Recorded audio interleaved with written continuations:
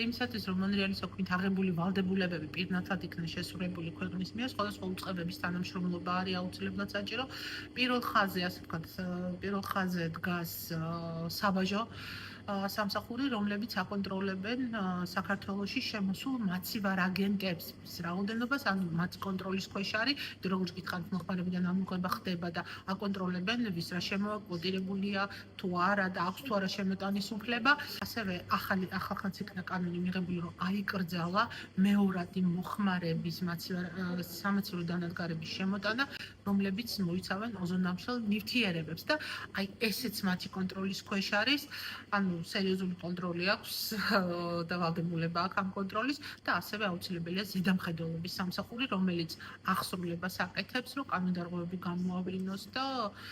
ყველაზე მნიშვნელოვანი არის, რომ სამაცივრო დანადგარები და თბური ტუმბოები და აი ეს დანადგარები სწორად მუშაობდნენ, სწორად რას გულისხმობს, დაზიანებული არ იყოს და ყველაზე მთავარი არის, რომ არ ხდებოდეს მისგან გაფრქვევა და აი ამის კონტროლი. მომხმარებელი უნდა მივიდეს მომზადებული, წინასწარ უნდა იცოდეს, რის ყიდვა უნდა. ჩვენ ლაპარაკობთ ეხლა რა თქმა უნდა სამაცივრო დანადგარებზე და ლაპარაკობთ მომხმარებელზე, ალბათ ჩვეულებრივი ფიზიკური პირი, რომელსაც უნდა დაუშვათ ახალი კონდიციონერის ან მაცივრის ყიდვა და ასე შემდეგ. აუცილებლად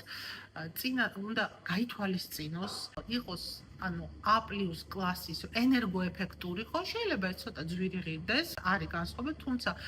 ექსპლუატაციის პერიოდში ამ განსხვავებას თავისუფლად იღებს, იმიტომ რომ გაცილებით ნაკლები გადასახადი და ასევე ყურადღება უნდა მოახდინოს, მიაქციოს თუ რა მაცივარ აგენტზე მუშაობს, რომ არ იყოს ეს იმ მაცივარ აგენტზე მომუშავე, რომელიც უკვე აღარ შემოდის ქვეყანაში, ეს ისევ მას დააზიანებს, იმიტომ რომ